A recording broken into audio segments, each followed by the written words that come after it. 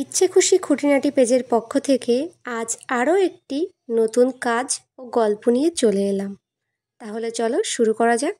আচ্ছা, তোমাদের সাথেও কি এমনটা হয়?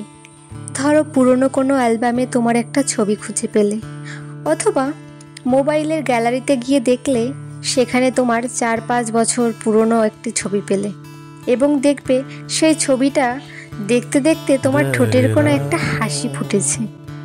তুমি নিজেই নিজেকে বলছো, আরে বাহ, আমি তো বেশ ছিলাম, মাথা ভর্তি চুল, ভালো স্ক্রিন, কত ফিট ছিলাম। আমি যদি আবার আগের মতো হয়ে যেতে পারতাম, আবার যদি আগের সেই 4-5 বছর আগে ফিরে যেতে পারতাম, কতটা ভালো হতো, তাই না? 4-5 বছর আগের সেই ছবিটা দেখে প্রত্যেকের এই অনুভূতিটা হচ্ছে। এই সময়টা ছিল জীবনের গোল্ডেন মোমেন্ট। অথচ মজার ব্যাপার হচ্ছে, যখন 4-5 বছর আগে সেই ছবিটা ক্লিক করা হচ্ছিল, সেই সময়টা কিন্তু আমরা কেউ জানতাম না সেটাই আমাদের জীবনের গোল্ডেন মোমেন্ট। আর এই একই অনুভূতি, একই রিয়েলাইজেশন আবার আমাদের হবে ঠিক আজ থেকে 4-5 বছর পর, সেই ছবিটা দেখে যেটা আজ ক্লিক করা হচ্ছে।